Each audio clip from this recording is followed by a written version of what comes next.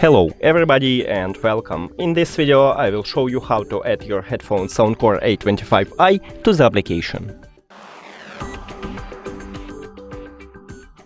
Firstly, we should pair the headphones with the phone, so if you did it, just go to the second step. Now, go open Settings, Bluetooth, or connected devices if you have Android, and also if you have Android, click Pair New Device. After that, open the charging case and remove your headphones from the charging case. Now click on it and hide the settings.